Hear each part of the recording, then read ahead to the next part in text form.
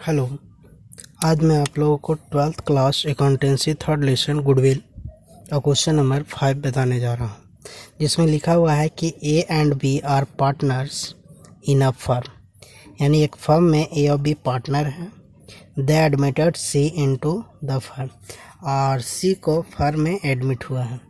The goodwill for the purpose is to be calculated at 2 year purchase of the average profit of last 3 year, यानी पिछले 3 साल का average profit है और उसमें 2 year परचेज है। उसके आधार पर गुडविल को कैलकुलेट करने के लिए बोला है।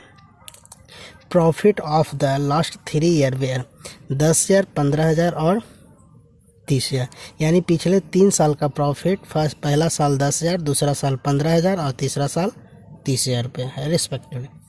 लेकिन एक चीज़ बोला है कि second year profit included profit on sale of machinery 10,000। दूसरा साल का जो प्रॉफिट है यानी 15,000, इसमें इंक्लूड है profit on sale of machinery 10,000 रुपये, यानी मशीनरी को बेचने के बाद जो प्रॉफिट हुआ था 10,000 रुपया, उसका पैसा इसमें इंक्लूड है यानी शामिल है। Find the value of goodwill of the firm on C addition, यानी सी के एडिशन पे गुडविल का वैल्यू निकालने के लिए बोला गया है। तो सबसे पहले तो हमको 3 साल का प्रॉफिट को डिटरमाइन करना है कि कितना कितना है। तो फर्स्ट ईयर का प्रॉफिट जो है वो कितना है 10,000 रुपये, इसमें तो कोई दिक्कत नहीं है। लेकिन जो सेकेंड ईयर का प्रॉफिट है इसमें एक चीज़ बोला गया है कि जो सेकेंड ईयर का प्रॉफिट है उसमें इंक्लूडेड है profit on sale of machinery 10,000। तो इसको हम क्या करेंगे, माइनस कर देंगे, लेस कर देंगे profit on sale of machinery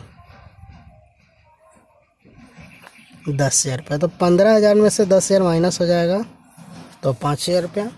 और ये थर्ड ईयर का जो प्रॉफिट हो जाएगा तो इसमें भी कुछ नहीं था, तो थर्ड ईयर का प्रॉफिट 30,000 का 30,000 ही हो जाएगा। अब सवाल ये उठता है कि आखिर सेकेंड ईयर के प्रॉफिट में से 10,000 रुपये ही माइनस क्यों किए, क्योंकि ये भी तो एक तरह का प्रॉफिट ही है। लेकिन इस बात को आप ध्यान दीजिए कि ये जो 10,000 रुपये का प्रॉफिट है वो मशीनरी को सेल करने के बाद जो प्रॉफिट आया है वो प्रॉफिट दिया गया है। और ये आप जान लीजिए कि किसी भी फर्म के एसेट को बेचने के बाद जो प्रॉफिट प्राप्त होता है वो फर्म का प्रॉफिट नहीं कहलाता है।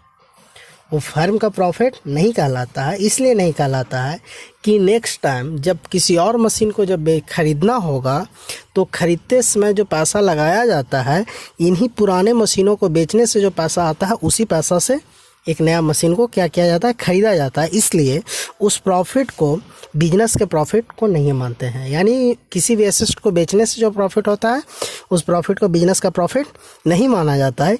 इसलिए हमको इसको माइनस करना पड़ा। ठीक है, तो यहाँ का प्रॉफिट यानी सेकेंड ईयर का प्रॉफिट मात्र 5,000 रुपये है। तो फिर अब यहाँ से आप निकाल लीजिए एवरेज प्रॉफिट। तो एवरेज प्रॉफिट का फॉर्मूला क्या होता है? तो एवरेज प्रॉफिट का फॉर्मूला होता है टोटल प्रॉफिट बटा नंबर ऑफ ईयर। तो टोटल प्रॉफिट फर्स्ट ईयर का है 10,000 रुपये, सेकेंड ईयर का है 5,000 रुपये और थर्ड ईयर का है 30,000 रुपये। ये तीनों को जोड़ के अब 3 साल लगा है इस प्रॉफिट को कमाने में, तो 3 से डिवाइड कर देंगे। तो 10,000 और 5 15,000 और 30 45,000 रुपया भागा 3, इसको काट दीजिएगा तो हो जाएगा 15,000 रुपया। उसके बाद आपको गुडविल निकालना है।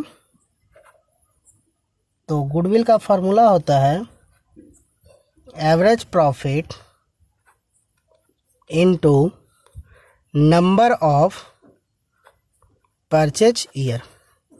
तो एवरेज प्रॉफिट कितना निकला आपका 15,000। अब नंबर ऑफ परचेज ईयर, तो देखिए क्वेश्चन में लिखा हुआ है कि purpose of the average profit, यहाँ पे देखिए कैलकुलेट एट 2 year परचेज, यानी परचेज ईयर कितना है 2 year यानी 2 साल। तो 15,000 गुने 2 इक्वल टू हो जाएगा 30,000। यही आपका क्या हो जाएगा, आंसर हो जाएगा।